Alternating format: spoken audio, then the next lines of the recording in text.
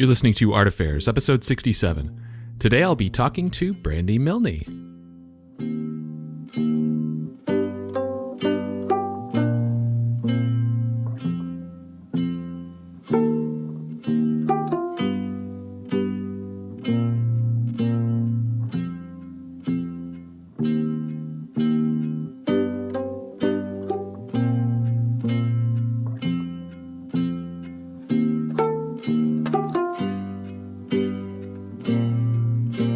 Alright, so my name is Michael Faith, and this is Art Affairs. Art Affairs is my attempt at shining a spotlight on the many wonderful people that make up this amazing art community, featuring conversations with artists, gallerists, curators, telling their stories. You can dig through previous episodes, complete with show notes, at artaffairs.podcast.com, but the best way to stay plugged in is to subscribe on your favorite podcast platform. And if you're really enjoying the show and want to help support what I'm doing here in an even bigger way, check out the Art Affairs Patreon. Not only does it give you an opportunity to help keep the show going, but there are several community-oriented benefits as well, like getting early access to episodes and suggesting questions for upcoming guests. You can find all the information about that at patreon.com/artaffairs. You can also connect with the show on Instagram at Art Affairs Podcast. All right, so today's guest is artist Brandi Milne. Brandi makes works that, on the exterior, look very lighthearted and sweet and almost candy-coated. But on deeper inspection, her works actually hold a lot more of a somber tone and some sadness and melancholy mixed in as well. Really, the ingredients of life. We talk about this dichotomy of themes in her work, as well as her experience writing for children, her new solo show at Corey Helford, and a whole lot more. So I hope you enjoy my conversation with Brandi Milne.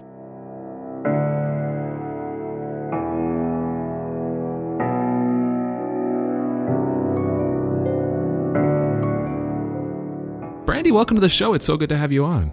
Hello. It's good to be here. Thank you for having me. All right. Awesome. And so let's dive into your background a little bit. And I know that you were born and raised in Anaheim, there in Orange County, which I believe, and I have not spent a whole lot of time in Southern California, but I believe that's where Disneyland is. So did you grow up like near the park at Disneyland?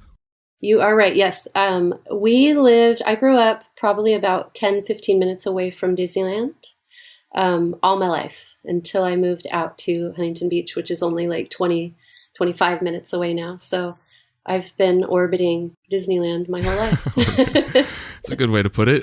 Did you spend a lot of time going to the park like when you were growing up? Not a lot. My parents, there was a lot of kids.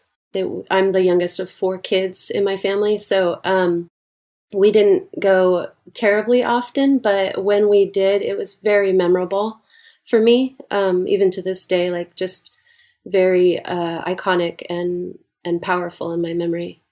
I always kind of wonder, like, places like that are such a big, like, tourist destination, for the people that live nearby, does, like, the shine of it wear off over time just because, you know, they're so close to it? And it's like, I grew up near, I mean, it's not nearly the size and, you know, presence of Disneyland, but like Six Flags Over Texas was in my backyard. And so it was just like where we went every summer. But like for other people, it's this big event and they really make a kind of trek to it. But I mean, what was your experience with that? Did it still have the magic that other people kind of associate with it? Oh yeah. Yeah. Even today, like just being there, there's such a magic to it. Even though it's crowded and I get a lot nervous in crowds, it still has that magic from when I was growing up, and obviously for so many people, you know. Yes, definitely, still amazing. And you mentioned that you're the youngest of 4. I was going to ask you about that. That you having grown up in such a large family, was that challenging for you, just to have, you know, being the youngest of so many siblings? Yes, it is. It's very hard. I mean, I love my siblings, and but I grew up with kind of a complex just because, you know, being the youngest, it's like you're not good at what everybody else can do. And, you know, you kind of get the pat on the head a little bit, you know. Good job. Yeah. So yeah, it's challenging. It is challenging. And what kind of work did your parents do when you were growing up? My mom stayed at home and raised us children, and my dad went to work. He's a designer. He does architect work. He does all the math. That's what I understand of it. I don't know exactly, but he has, growing up, he had all those big old drawings, laid out on a big desk. And I just remember, his handwriting on those drawings, I don't know what it's called. It's draftsman text or whatever. And I just remember like being overwhelmed and so intrigued by my dad's life on that desk. It was out in the garage, and he went to work, but also he had stuff from home. So, but yeah, he was the only breadwinner in our family. Did you have much exposure to like the arts as a kid? Is it something that you had around you much? No, not at all. No, my parents weren't big art fans. So my art, I didn't know of fine art. I knew of what was on TV, what movies I saw, cartoons and the such. That was my art growing up. That's my influence. I guess, how did you become interested in making it then? If you didn't really have, very many examples of what fine art even was, how did that become a creative interest of yours? I guess it was cartoons, watching, just television or art made for children. As I saw it, I was fascinated. I loved, Bugs Bunny. I loved Woody Woodpecker. I loved, all those old cartoon classics and like Disney classic cartoons. And I guess just watching that stuff and seeing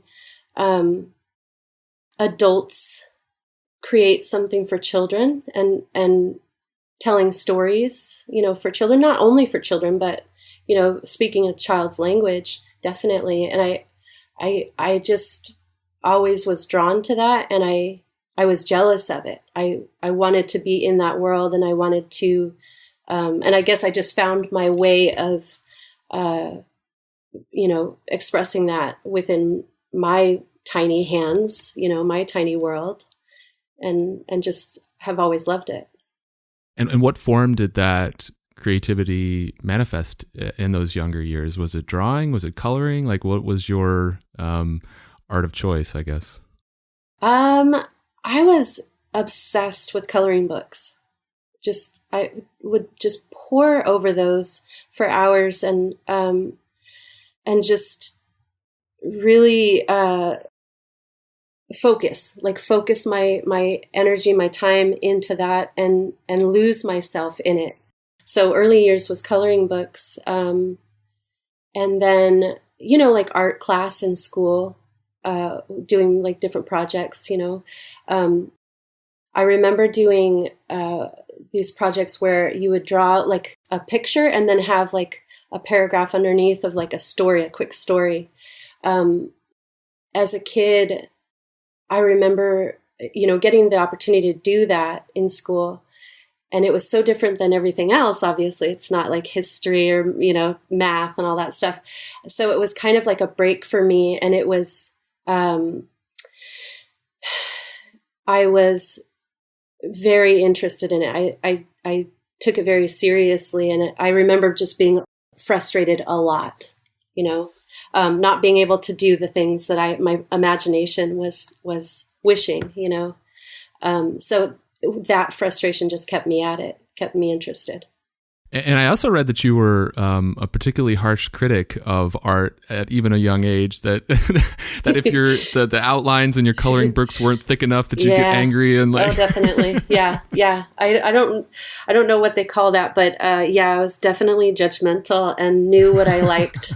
And it was the thick lines. It was the coloring books with the thick lines. I wouldn't even touch something without the thick lines. Just judging that. Like, I don't have any interest in that. I don't want to spend my time and energy in that, That's so funny. So, I mean, as a kid, did you already know that you wanted to be a professional artist? Is it something you were already aiming for? Yeah, I knew that that was something that was calling to me, or something that I felt within me. Um, but honestly, as a kid growing up, I didn't know of contemporary art scenes. I didn't know of, until later. But as a kid, I really, really wanted to do that. I wished that I could do that as an adult, but I didn't have a lot of confidence or knowledge about it.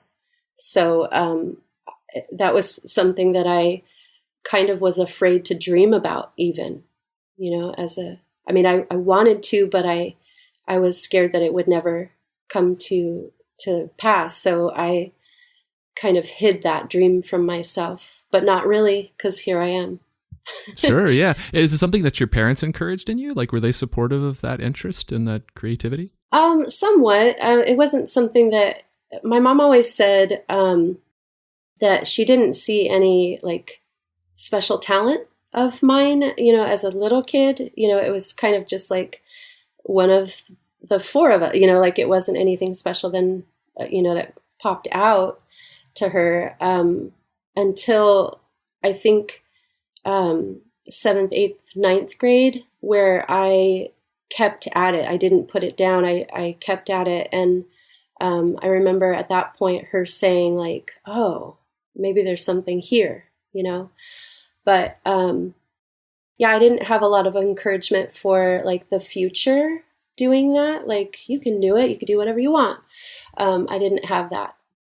And when it came time, I know that you didn't go to like a formal art school. Did you go to any kind of like college program, or are you going for some other kind of career just because you weren't certain about, your path as an artist at that point? I took classes here and there at like the local junior college, which I loved. I took life drawing, cartooning, animation, art history, but I can't remember anything from that. But yeah, I took whatever I could, and but no, I was not going to school for anything else. I was just kind of like wandering, Yeah, a little bit. Yeah, and was that, I guess, rooted in the uncertainty of, you kind of in your heart of hearts really wanted to be an artist, but you almost sort of tamped that down, and so did that cause you to just kind of have an aimlessness, I guess? Yeah, that makes sense to me. Yeah, I think so.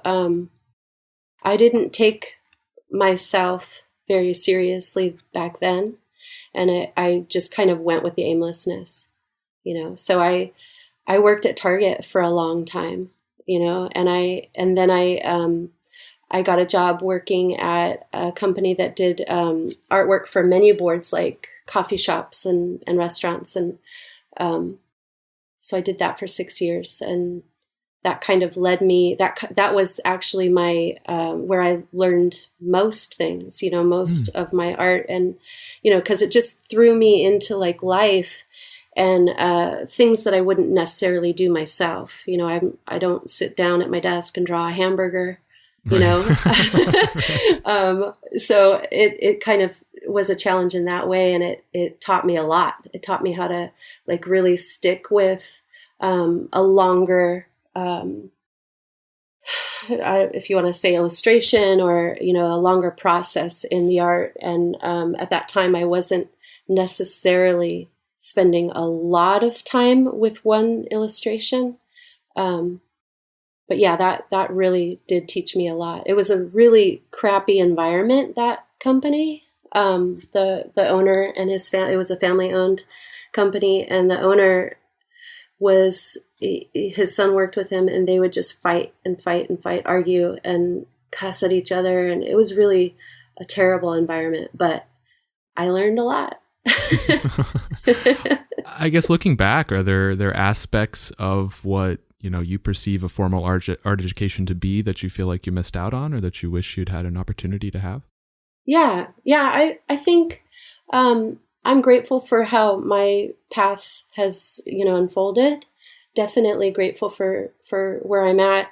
But I can see that maybe school would have helped me with like the language of art, and maybe I wouldn't have been able to remember it because my memory is terrible. But yeah, definitely with the language, and then techniques. I taught myself in a roundabout way, and I would guess that having been trained, it would have cut to the chase a lot quicker. But then again, I probably wouldn't know some other things, Right. So it really is just a path that I had to trust, and I have to trust, Other than the, I guess the business side or the kind of project management side of things that you learned from the work that you were doing, how did you go about learning your actual painting craft, like learning to paint? How did you go about that? In the beginning of my career, I was doing illustrations. So I was working with pen and ink and watercolor pencils, which was really controlled, very easily controlled for me. And that was doing well. And then in, I think it was 2006, I got offered to do a solo show in the gallery that I'm working with today, Corey Helford Gallery. And they had just opened their first gallery in Culver City, or they were going to open. And I needed to fill those walls. And I knew that what I was doing, the illustration stuff, it was gonna take a long time, and maybe time that I didn't have. So I needed to learn how to paint. And I went with acrylic and on wood. And it was kind of just out of necessity, So at that point, to teach myself how to go from one medium to the next, I looked at a lot of books. I looked at a lot of art that I liked, and just tried to figure out a way to manipulate it and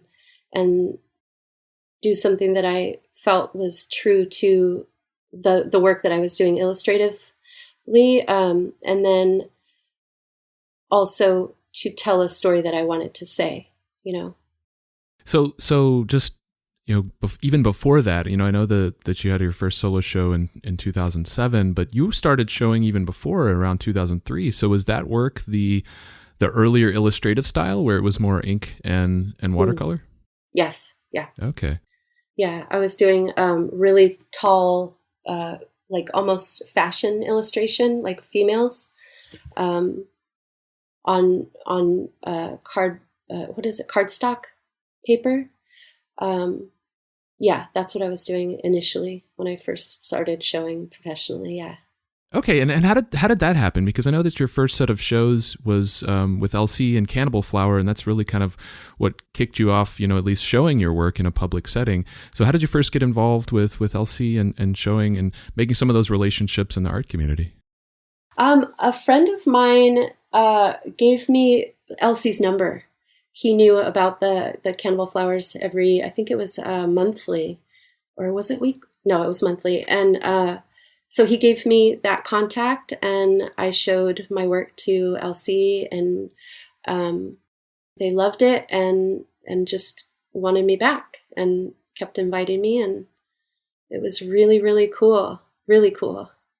And so did that kind of help you make some of the connections that led to the show at Corey Helford, or how did you connect with Jan and the Corey Helford folks? Yeah, I guess doing that over time, galleries started seeing my work, and I started getting invitations to different shows.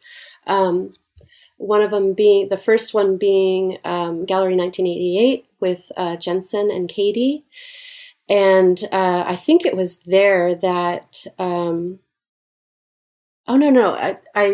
the way that I got hooked up with Jan from Corey Helford was my friend Jason Maloney, who knew Jan and knew that she was opening her gallery. So he gave me her number. He showed her my work. She loved it and invited me to do my first show, which was a very, very big deal. Yeah. Well, and I read that was like they offered you your first show before they even finished building the gallery. Right. Yes. Yeah, it was incredible. Yeah, no, that's very cool. Is it important to you, or has it been important to you to maintain these kind of strong galley relationships? Do you feel that's an important component to your career? Definitely. I think it's great. I think the support, having the support of a gallery, and the way that they um, treat the work, treat the career. You know, I've been working with them since the beginning, which I can't even remember. I don't know, what is that, 16 years? I'm not sure. I'm terrible at math. But yeah, having that support is really important to me, and being able to rely on, you know, that support, and also the respect that we mutually have for each other through the years. It really does build something very special, and I really respect that. Awesome. Very cool. And so, you mentioned the shift from, the illustrative ink and watercolor, seeing some of the work that you were making around 2007, 2008, definitely very different, a little more illustrative. I think thematically you can still see the through line to what you're making today, but stylistically it's evolved quite a lot. With the thicker lines back then, and the outlines that you were making. I guess, was that a natural kind of slow organic evolution over time, or did you make like a conscious effort to change at some point? Yeah, definitely. I loved the black lines because, again, it was something that I was drawn to as a kid. So I really liked that. But at the time, outlining that in ink on wood over time, like my hand was suffering from it. And I knew that it wasn't going to, continue for very long. And I think gosh, what year was that? 2012 maybe, or 11, that I knew that I was going to drop those lines. And for me, it was a matter of making sure that the work was clean and crisp and bold without the line, and separate from the background as much as possible. I was very nervous to do that, but I found a way. I believed in the possibility of it, and I found a way. I guess I want to understand, like, what was why did you feel nervous about it? Did you think that it would change your style enough to where people wouldn't follow you, or or was it just something that you personally really enjoyed doing that you felt like you were giving up? Like, what made you nervous about it? Yeah, I guess it was the thought that maybe I would leave some people behind, and that was true for the jump from illustrative to full paintings. Whenever you make a change, or a leap into something new in your art, there's always a chance that people might not follow you, and might not, might prefer the work that you did before, which is fine. And I guess it's just a matter of being okay with that, being okay with, some people preferring the old stuff, and making sure that there's new people along the way, yeah, which there is, there inevitably is. Right. And I guess there's just an aspect of being authentic and staying true to your creative vision, and not letting the expectation of others, drive your own creative path. 100%. Yeah. That's the most important.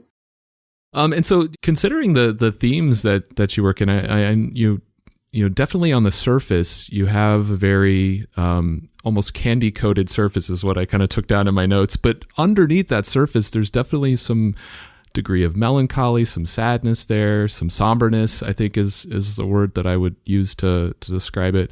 I guess, what is it about that contrast of cute and sweet, and then sad and somber, that appeals to you in that way? I guess for me, my art is based on emotion. That's where it initially starts. And a lot of my emotions, the things that I feel in my life, a lot of that is sadness. A lot of that is grief and loneliness and heartbreak. And I mean, I love the sweet stuff. I love the candy, happy, joy stuff. But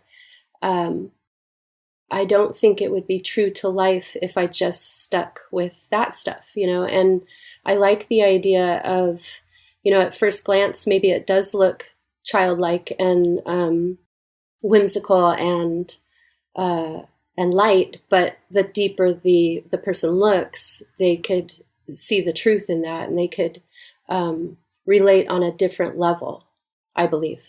And that's really important to me. Yeah. I mean, there's definitely a lot of depth in there that people can explore and get new things depending on how deep they go, and I guess that interplay between, light and heavy, in a lot of ways reminds me of old timey like fables, like, Brothers Grimm or Hans Christian Andersen, some of those, where there is a harsh underbelly with some of those stories. Very harsh, very harsh. Yes. And they were done in service of a larger, lesson or a moral that they're trying to communicate through their work. And I guess, do you feel that is inspired in you in some way? Like, are you kind of embedding or imbuing these with a deeper story in the same way that some of these storytellers of old kind of seeded their work with difficult truths? Yeah. There's something about that, even as a little kid, with like those little rhymes that you sing as kids, and finding out as you get older that they were like really dark, truths to those songs that children were just so, frolicking about. That had made a big impression on me as a kid, and something about that depth, that harsh belly of life, that truth about life. It hurts. Life is scary, and it's not certain, and it hurts a lot. Yeah. So again, I just really want to be true in my work. I want to be authentic, and I want to say the things that maybe I couldn't say in real life, and I think that's what art is. I think if it's not truly expressed from the core of you, I mean, not everything is going to be so deep and so, full. There is room and space and much needed joy and lightness, but that darkness is there, and it is truth, and I think it's very relatable. And these stories that you're telling through your work, are these personal stories, like autobiographical in some way?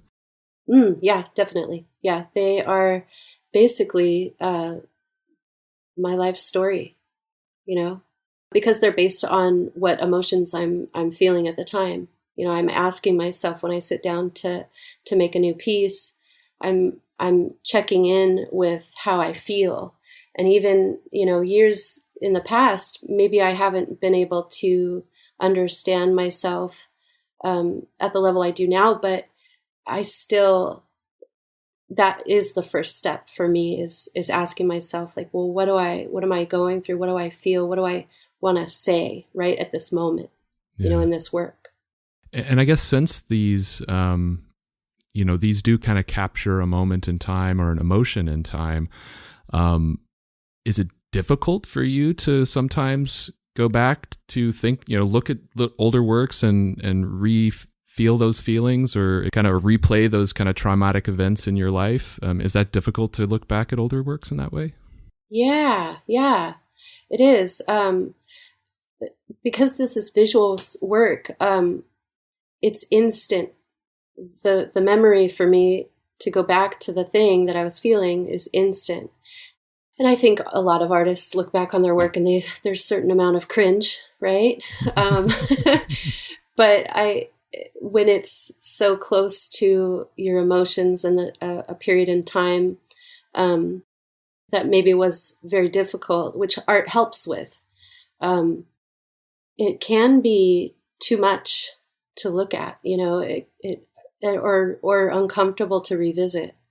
And that's fine. That's okay. It served its purpose for the time, and it was true and real. And it wasn't bad. I'm not looking back and going, oh, I shouldn't have done it. Not at all. But yeah, sometimes it's very uncomfortable. And you said just now that art helps you deal with some of these things. So I wanted to inspect that a little bit. Do you feel it helps you deal because you're kind of letting them loose and giving I guess disconnecting from that feeling or letting it live out in the world, or is it because it's therapeutic in some way? I guess in what way does it help you with those, or I guess coming to terms with those emotions? That's a good question. Yeah, I think for me, art is a language. It puts in life what I can't say. There's no words that can exactly execute what I want to say in what I can visually. So I think the process of it, just spending time with that emotion or that thought process, letting it out, making it into an image that I could look back at, almost like a mirror in some ways, that I find is really helpful. And it has been from the beginning. And maybe that was those first initial things in kindergarten and, in school, drawing those things maybe that I was afraid to say or, which I think is pretty human. I think that's pretty common with kids, a lot of kids, So yeah, it is very therapeutic in that way, very deep and rich, the process. Yeah. And I guess, because in a lot of ways these are telling stories and kind of capturing emotions and events, does it ever help you in the service of building these images to actually write in words some of these stories and tell the bigger story behind the characters that you're visualizing? Yeah, because the whole thing is, it's kind of just in imagination, it's a dark place. I don't see crispy images. So yeah, writing helps. But the writing, for me, if I'm writing about a painting before I make it, it's more just throwing words out, throwing a feeling out, like exuberance, rich, lush, candy, whatever it is. And not necessarily like, I want this to be this, or because I do journal, in my life. So I have that, but specifically for the art process, it's more just like a collage of words, feelings. And is it important to you that these stories across pieces connect in some way or have relationships across multiple pieces of work, whether it's to complete a narrative across, a single body of work like a solo show, or I guess, does that interconnectedness matter to you at all? It does, yes. When I was first starting painting, and I was headed out to do a show, like a large body of work that was going to be on exhibition, I was nervous about that. I was scared that I want to do this piece and it's a squirrel, and I want to do this piece and it's a girl. And I didn't necessarily want to go out and throw out like a whole theme. And I was nervous that maybe it wouldn't be cohesive. But along the way, I could see that whatever I was doing, because it's in my style, because it's from my core, it does flow, and I can look back on several bodies of work and see the thread going through. They're kind of the same story. They're kind of all headed in this same direction. So it's almost like less of an intentional, I want to make these things connected, but more of an organic, they happen to be connected because that's the headspace you were in at the time that you made all of them. That's right. Okay. Yes. That makes sense. Yeah. And there's differences between each body of work. The style or the color, the palette, the characters, there's differences, but again, the overall theme is there. The overall story does connect. And I guess since this work is so personal to you, and retelling your own life stories, does it matter as much to you how viewers of your work interpret it, or their takeaways of the stories and feelings that you're telling? Is that an important thing to you?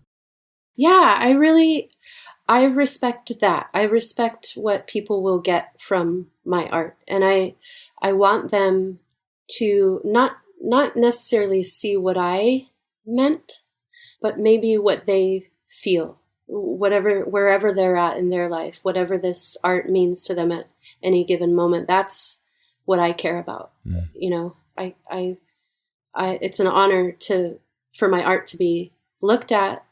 It's an even greater honor for my art to be felt. Have you ever been surprised by somebody sharing an interpretation that of one of your pieces? Yeah. I'm kind of always shocked. I always take it as a compliment that people can feel the depth of the work, but a lot of times people aren't looking for it. So sometimes it goes over people's heads, and that's okay. It serves what it serves in their space, you know, and I'm grateful for it all. You mentioned earlier that you journal, and the kind of activity of writing words down that are kind of thought starters for you. Is that your typical approach to developing ideas for new works? Is that the way you go about brainstorming? Yeah. I have great wants. I want big things for my work. And when I'm setting out, like I'm about to have a big show at Corey Halford Gallery this month, October 29th. And so this body of work, I've been working on it for 3 years. So like I headed into something like that. I want it to be big and grand and beyond what I've already done. But I also, you know, I need to kind of pull it down from my imagination. I need to start somewhere. So yeah, the writing process and collecting of like color, images, you know, things that inspire me that don't necessarily I'm not trying to make sense of any of it in the very beginning. I'm just kind of like responding to words or a thought, lyrics. You know, I'm big with lyrics in my process, music. So it's just kind of like a collecting of that to kind of pull down, like maybe somewhere to start. Yeah, it's messy. It's not linear. It's kind of scary. Yeah. And I guess once you do land, like, you know, taking an individual piece and your process for like an individual painting, once you land on an idea for a piece, like what's your next step to take that further? How do you go about developing your composition for that single piece? Do you do like more refined drawings and kind of plan out the composition in that way? Do you do digital compositions? Like what's your process for that? I wish I could do digital. Not yet. But yeah, I do. I start in my sketchbook with thumbnails, sketches, and I'll do maybe a few of those to kind of, you know, as I mentioned before, it starts with the emotion. It starts with like, where am I? And then I ask myself, like, what do I want to see? What if this emotion is based on something happy or maybe a little more somber, what do I want to see in this painting? What character do I want to project this onto? And how do I relate this feeling or this thought, and put it into kind of emotion in the piece. So yeah, it starts with thumbnails, and then it might go into like a study of like a character. And then, you know, just for the composition and the like layout, and then I start to think about color, like what color is going to best tell this emotion, relate this thing. And then from there, I kind of attack the final piece. If it's going to be a full illustration or a painting on wood, I kind of just go from there and start, you know, getting to it, you know, and the whole process, I'm listening. Like so when I get to the final piece, I'm also listening, and this is the big listen. It's like, you know, as it's developing, it's telling me and I'm trying to tell it what to do. But usually it's going to win. And so it's really a process of listening and carving that out. And along the way, things develop that I wouldn't have ever, guessed or necessarily, set out to do. But those are happy. What does Bob Ross say? Happy accidents? Happy accident. Yeah. Those are like so delightful. And like, you listen long enough and let it be, and something develops that is kind of teaching you. So you're figuring out a lot of this stuff while you're actually painting the final piece. You don't even have it all figured out at the front of it. Nope. Okay. No. Interesting. I mean, that's yeah, there's an element of risk to that, like, oh yeah. Do you ever get to the end of it and you're like, oh man, this just did not go the way I thought it would? Of course I do. Yes, I do. But also, there's never a point where it's destroyed. My medium, I work in acrylic, and it's very forgiving. It dries very fast, and I can layer and layer and layer. So there's never a point where I go, well, that was a waste of time. I might feel the way I feel about a painting after it's done, and maybe that's not the greatest, or maybe I could have done something better, or, I'm unsatisfied. And that's okay. That's definitely okay. It's just a matter of being okay with that being okay. Right. Yeah. So, it's not a waste of time, because everything, even all the mistakes, even the things that like I want to cringe at, and, all of it informs the next thing, and none of it is a mistake. None of it is bad. Yeah. It's all very valuable. And I guess because so much energy, you're still spending a lot of energy within the painting process itself. Just, you have to have your mind really invested in that process. Are you able to work on multiple pieces at once, or do you typically focus entirely on one just so that you give it all of your attention? I used to just focus on one. And maybe that was out of fear, insecurity, maybe. I used to think that, well, I can't work on anything else because this is the energy that I have for this. I need to focus and close everything else out. But now along the way, I was able to pick up different things and maybe put away something that I wasn't sure about at any given point, and change my focus to work on something else. And so today I work on everything. Like this show, I have, I think it's 24 new full paintings and like 14 full illustrations, and then way more like studies and small pieces. So I was working on that the entire time, like over the 3 years that I've been working on this. You worked all of them all at once? I mean, all at the same time? Pretty much. I mean, Wow. I finished things along the way and, put things, but, I was able to, it's kind of a relief to have so many things going on, because, I don't know if my attention span is getting less and less, or I need more breaks, but, it's kind of a nice thing to give myself a break and move on, move my energy. Because I don't want to feel stressed, and I don't want to feel worried about one piece.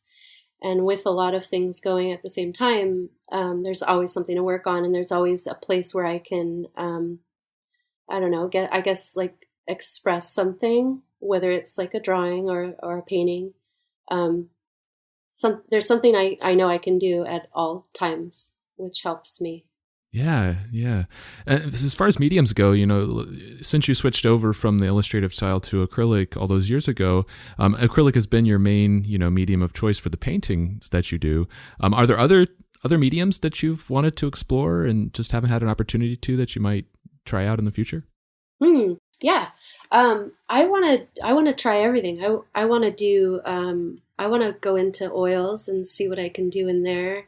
I want to play with gouache. I don't necessarily want to go back to watercolor because it's so messy. And and I really love, right now my illustrations are graphite and soft pastel on paper.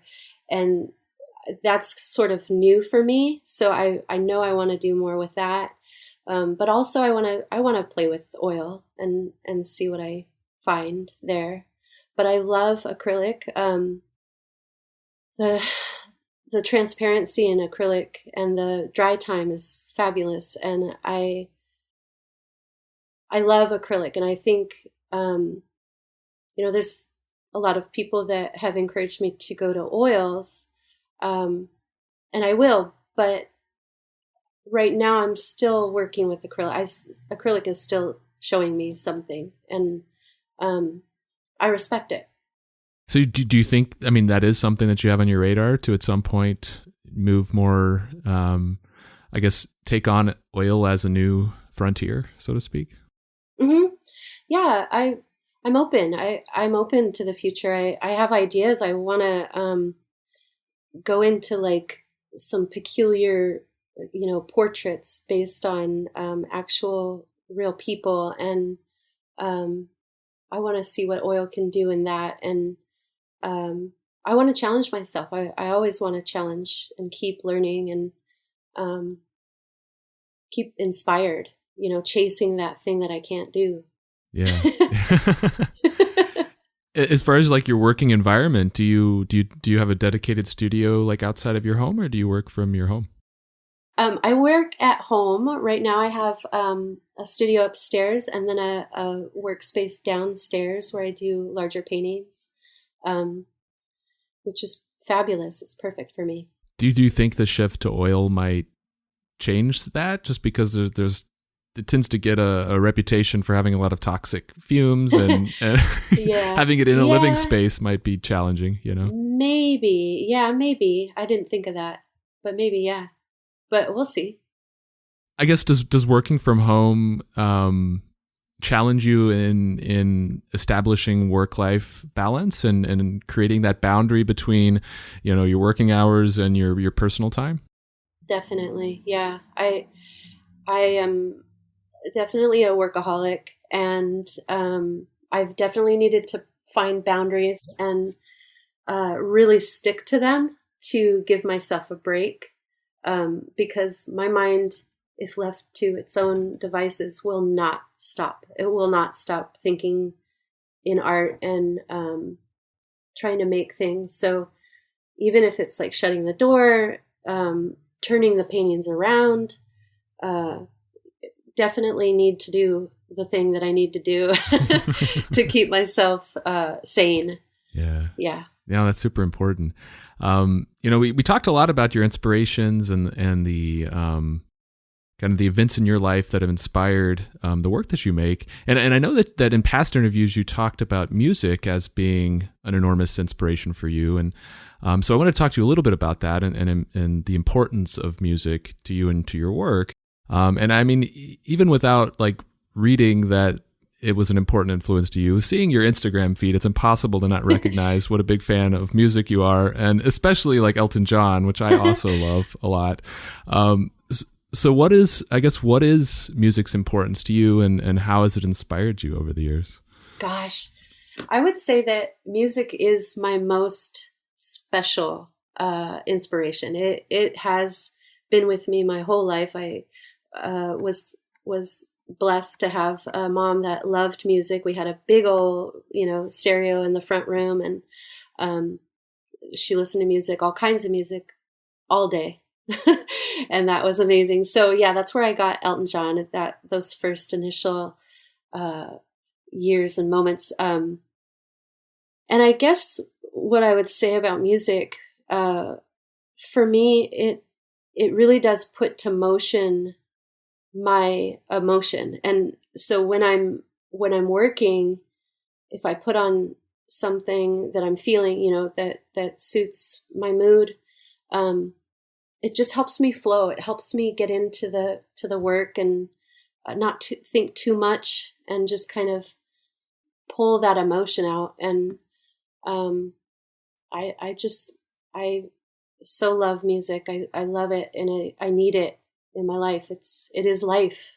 Music is life, I feel. Yeah, you mentioned your mom is the one that kind of exposed you to Elton John, and that was the same for me. Both my mother and separately my stepmother always had Elton John on.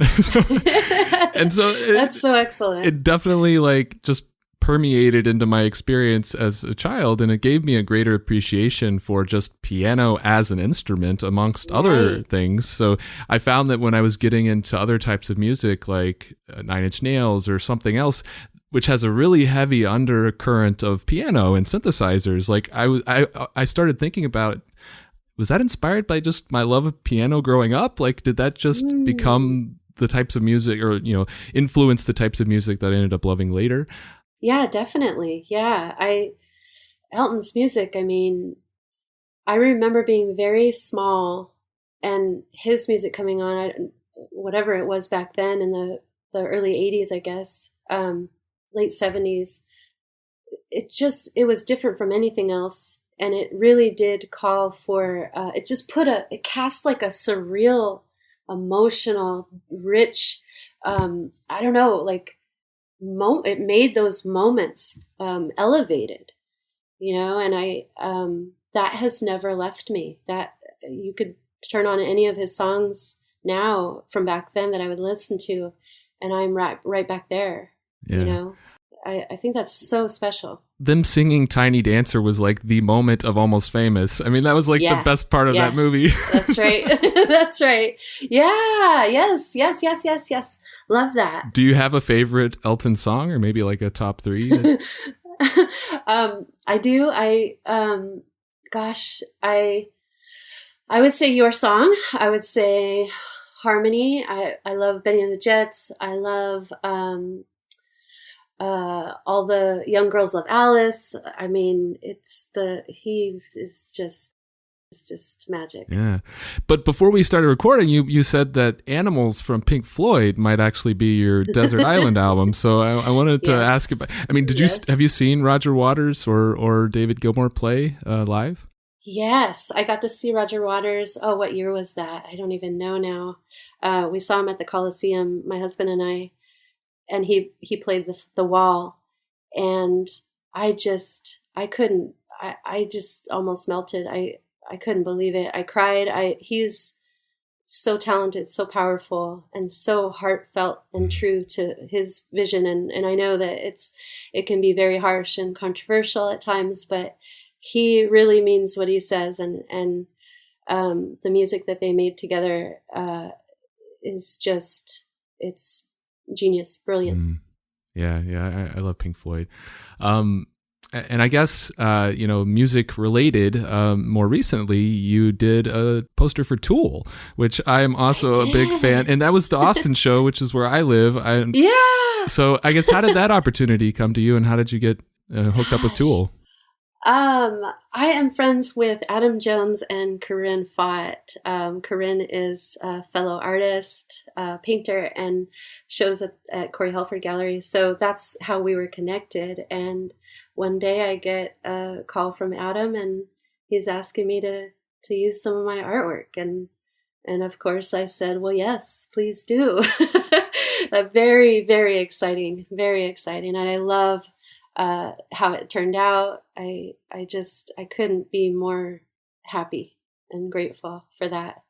Very exciting. I love Tool. Yeah. Oh, yeah. I mean, me too. I absolutely love Lateralis. It's so brilliant. And Wings for Marie 1 and 2, man. We could spend the rest of the conversation just talking about music. That's right. I guess. Did you like the experience? I mean, it sounds like this was a little bit more unique in that they used an existing piece and made a poster out of it. But I guess, do you like the experience of working on band posters just as a way of working? Do you think you'd want to do more of those? Oh, 100%. Yes, I am way into it.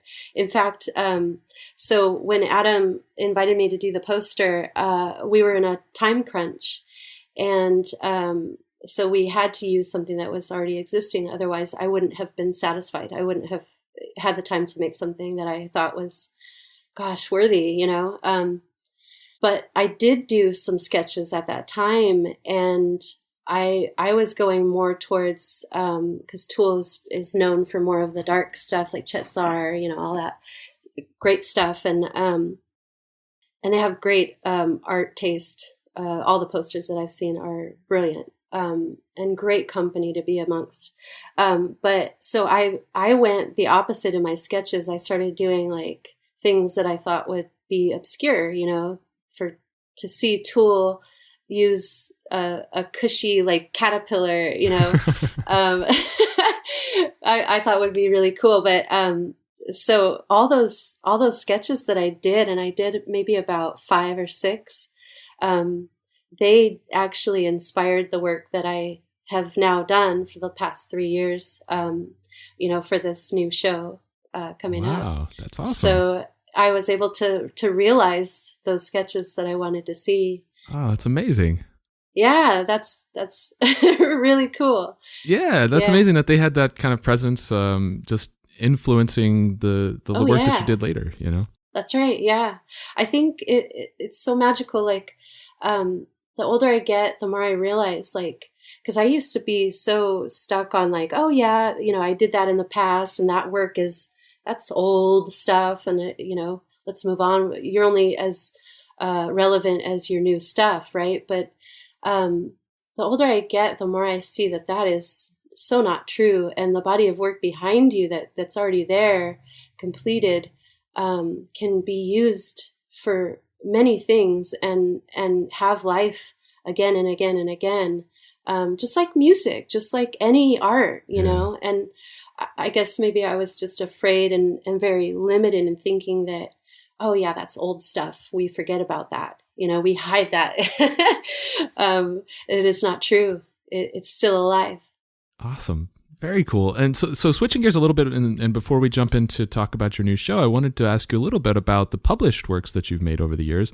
And I know that your first book that you actually wrote and illustrated came out in 2008, called So Good for Little Bunnies, which, from what I understand, was loosely based off of, your life at the time where you were, just getting married and moving out of your parents' home, and kind of channeling some of those feelings of uncertainty and, homesickness. But I guess tell me about how that project first came about, and how did you first get into creating books? Yeah, I actually, Bob Self, who is no longer with us, sadly, he was the publisher of Baby Tattoo Books. And he saw my work, I believe it was at Gallery 1988. And he loved my work. And at that time, even still, I was doing the illustrative work. It was bigger. It had grown beyond just the girls, like the illustrative girls, but it was still that illustration work. And that's what that the artwork in that book is. But he saw that, and he invited me to do anything. He said, just please write and illustrate something, and I'll publish it. And I did. I set out to do what I felt, and like you said, I had just gotten married and left home for the first time. So in the book, BB Bunny, that's the main character. She goes out, she leaves home, and she's in search of Yummy Town Carnival, a carnival that she can hear the music of in the distance. And she goes out to find her way there, and she meets a cast of characters along the way, and gains confidence and belief in her abilities to be on her own and go for the goals that she has. So yeah, it does parallel my life, and and I love that book. I loved the process. It's hard work. It's very hard work. It took a long time, but what a gift to be able to work on that. Yeah. And I guess, what is your process for writing? Did you, at least for that story, did you write the written words first, or did you come up with the visuals first and then write the backstory later? Like, how did you approach it? It was kind of both at the same time. I would write a little bit, because like I have lyrics going on in my head, like not necessarily lyrics, but just things that repeat in my head, words and little bits of stories. So I would get those, I would write those, like just kind of piece it together. And then I would have an idea of like what I would want to see, visually, things that I would want to like focus on and spend my time, and that would make me happy. And kind of just pieced it together from there. And then, then there becomes a flow, but it is hard work. It's. Do you think you'd like to do more of those? Did you like that process? Did you enjoy it? I did. I would definitely. I do have plans to make many more books. In fact, I have an idea to do a series of 6 children's books that are based, like, basically just, I say children's books, but I really mean just humans, just anybody, because I think that it's very important not to lose your child your imagination, and stay connected to that as adults. And so when I say a children's book, I don't mean children, I mean children of all ages. So I want to work on a series to basically like help kids accept themselves, accept their humanness. I do work like that in my life, and I think it's really important because I didn't necessarily have that stuff growing up. And like I said, I had a complex, most of my life. So I want to do something that helps. I really think that's really important. And I think it'll take that form. That's awesome. Have you already started working on it? No. I this is something that I couldn't work on while I was working on this show, because it would just be too big of a split. And I want to really focus. That's the thing about writing. My first language is images. It's visual. So writing is kind of new for me, and it hurts my brain. It doesn't come easy. So I need all my wits about me. I need all the focus, Do you find that, I feel like with anything, it gets easy over time. Do you feel like, it will, yeah. You had that experience in 2008 and now you're starting to think about doing it again. Do you think it'll come more naturally to you the more that you do it? I think so. Yeah, I think so. Especially too, when I was writing that first book, I didn't have a lot of confidence. So I think it'll be different now. I have a little more confidence and belief in my ability and trust, so I'm not second guessing myself as much. And I think that'll help. I think I can just kind of let myself be. Yeah. Well, and if you're writing a story about accepting your humanness, then you almost have to be kind to yourself along the way. That's right. Right? That's right. It's a trap. That's perfect. Yes, I do. So let's talk about your new show, and I'm excited to talk with you more about that. It's called Everything I Ever Was, and it's opening on October 29th at Corey Helford. So I guess, what can you tell me about this new body of work? I'm really, really, really excited and ready. I am so excited about this work. I kind of like I was saying earlier, I did not set out to have a theme for this work. And every show and body of work that I work on, I want there to be a challenge. I want to challenge myself and change things up. So in this one, it's more along the lines of accepting my humanness. And in that, I did not set out or curate a theme. And instead, I trusted that whatever I was going to be working on, whatever interested me at the time, whatever it may be, that it was the truth of what my subconscious wanted to say, and that there would be a theme no matter what, basically, because it was me trusting my subconscious and working straight from that. And it's been a joy. It's been hard work, and it's been a long 3 years, especially with pandemic and the world just turning upside down in so many ways. But I've been hard at work here in my studio, and I absolutely love what came out, and I'm excited for people to see it and celebrate it and really feel it. I'm stoked. Yeah. And so because it's something that you worked on over the course of 3 years, did you find that the stories or the emotions that you were telling evolved over that 3-year period?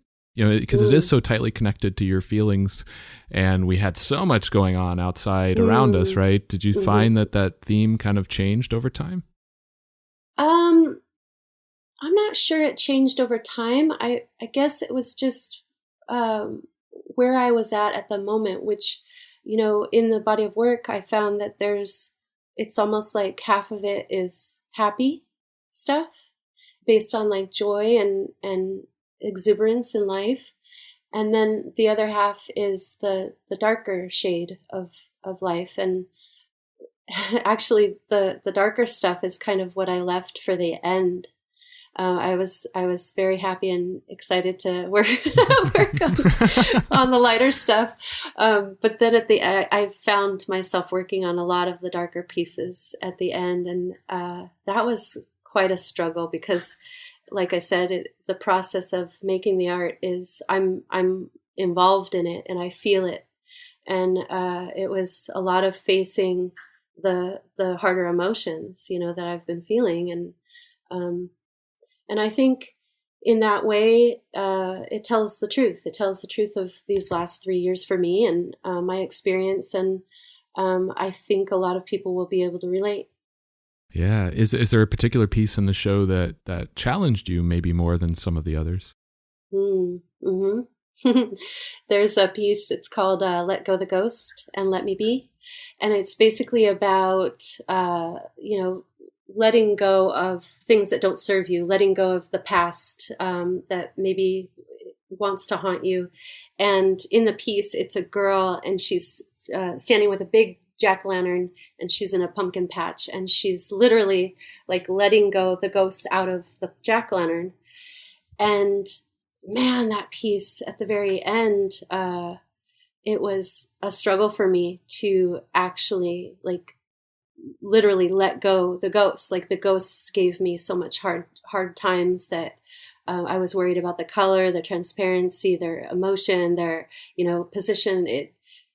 I just really couldn't let it go, and that was the one biggest struggle for me, this show, this body work. How did you overcome that last, this last piece, you're kind of struggling with letting things go. Like, how did you get over that? I really had to address what it really was about. My husband helped me with that. We talked a lot about it. I don't want to be stressed out, in the process. I think it doesn't serve the work. So, in order to really move on and get through this, I had to address what it is. And it turned out to be like letting go of this body of work, and moving through like that I'm finished with it.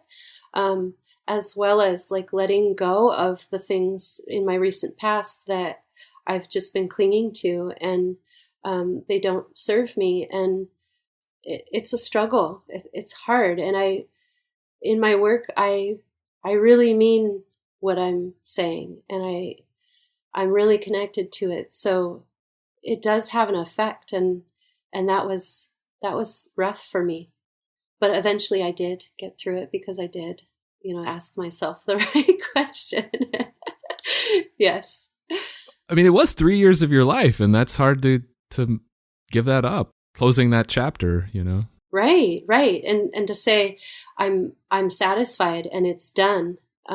It's hard. And this last 3 years this work has been an escape for me in a lot of ways. And a way to center myself when the world was and continues to be so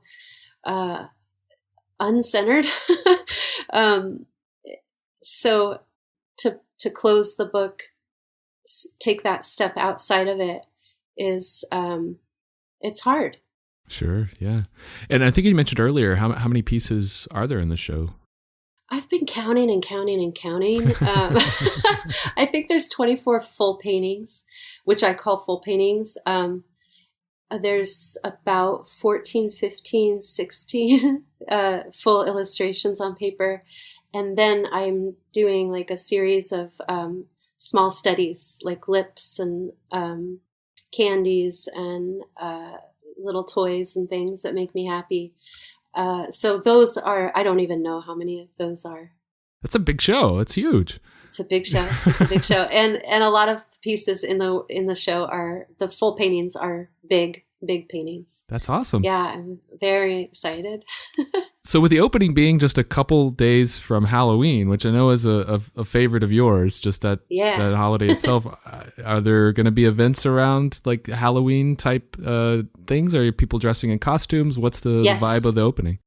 Yeah. I want everybody to, if anybody wants to partake, I want them to dress Halloween and have a good time. And it's going to be a good time. I'm not going to dress for Halloween. I'm going to dress for my show, but I want to, I've assigned a few friends costumes that I want to see. Nice. But I mean, a lot of people, that are art fans, they love the hoopla and the and being able to join in the celebration. I think it's really fun. I think it's going to be a good time. I wish you could come. Yeah, I know. I know it's a long drive. Little bit. I do need to make it out to LA again. It's been. Yeah, it doesn't sound like you've spent a lot of time out here. I've been once. It was 2015 for Aaron and Esau's show, the Gilded Age. Oh, nice. Yeah, I went out there just for that. Oh, that's cool. That's great. Yeah, that Love was his work. And that's the only time. So I definitely, and that was 7 years ago. So it's been a while. Yeah. I guess, are there any other things coming up that you'd want to put on people's radar? I know you have a new book series that you're just now starting to think about, but are there print releases, events, other things that you'd want people to know about? Yeah, there's going to be 2 new prints at the opening, again, October 29th, and Corey Helford is in downtown LA. So those are going to be very exciting. And then whatever I do, I advertise on my social medias, Instagram, Twitter. Who else? I got locked out of my Facebook. Oh no.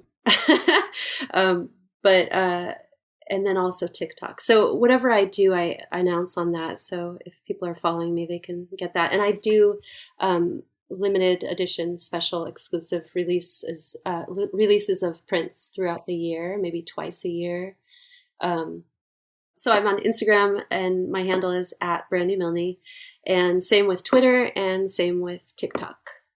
So yeah, just keep eyes out. Yeah, who uses Facebook? I mean, I just stopped using it. I know, right? It's so bad. And it is. And also, like, in order to get back into my account, they want to see my ID. And I think, like, you're an app. Yeah. You're not more important. Like, my bank doesn't even want to see my, you know what I mean? Like, it's a little crazy to me. So I'm all right to just kind of walk away. Yeah. Well, you mentioned TikTok. How are you enjoying TikTok? Oh gosh, I'm new, and it's just new, and I feel like I don't have enough time to focus on learning and getting great at it right now. But it's there, and people are having a good time, and we'll see. I just love the creativity. I mean, I'm so impressed, and I also feel completely inadequate because, like, I'm not nearly as creative as some of these people are. They're amazing. Right? Yeah. I know. I mean, it's. Like it's given people reason and a forum to just get silly and think outside the box. And that's never a bad thing. All right. Awesome. So last question, and this is something that I like to ask everybody. Who is one artist that you'd like to see me have on the show? Can I put 2? Sure. Yeah. My friend Miss Mindy is an incredible artist. incredible force on the earth. That would be amazing to hear her. And also her husband, Rick O'Brien, is an amazing artist, painter, maker of things, and very good people. I would love to see them on yeah. Very cool. Are they based out of Southern California also? Yeah. They're in Eagle Rock. Yeah. Very Lovely cool. people. Well, Brandi, thank you so much for coming on the show. This has been a real treat talking with you. I really appreciate it. Thank you so much for having me. This has been fun. Thank you.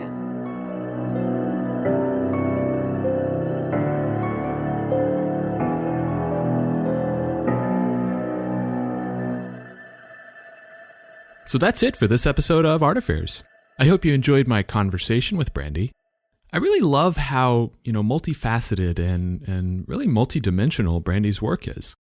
How on the surface it's very cute and, lighthearted, nostalgic and cheery. But scratching the surface and really diving deeper, even just a little bit, reveals a much deeper and, broader emotional landscape. Telling somber stories of sadness and trauma, but also stories of innocence and tenderness.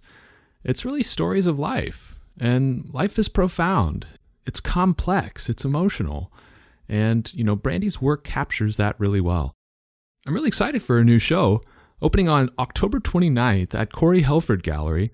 The show is called Everything I Ever Was.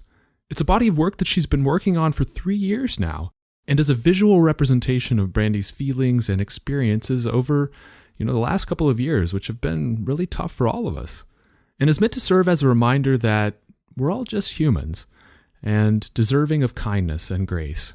It sounds like it's going to be a huge show, 24 paintings and 14 drawings, I think she said, along with several other smaller studies. So there should be something for everyone. Be sure to run by the gallery if you're in the area, and definitely wear a costume. Or if you're not in the area like me, check with the gallery for a catalog of all the works. And of course, follow Brandi's Instagram to stay up to date with what she has coming up next, including the new book series that she talked about. So thanks again to Brandi for joining me today, and thank you for checking out the show. I'm truly grateful for your support. And just a reminder, one big way you could help out if you're really enjoying the show would be to check out the show's Patreon.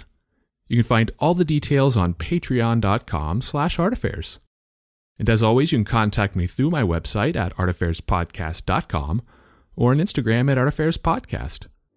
So until next time, be good to yourself and be good to each other.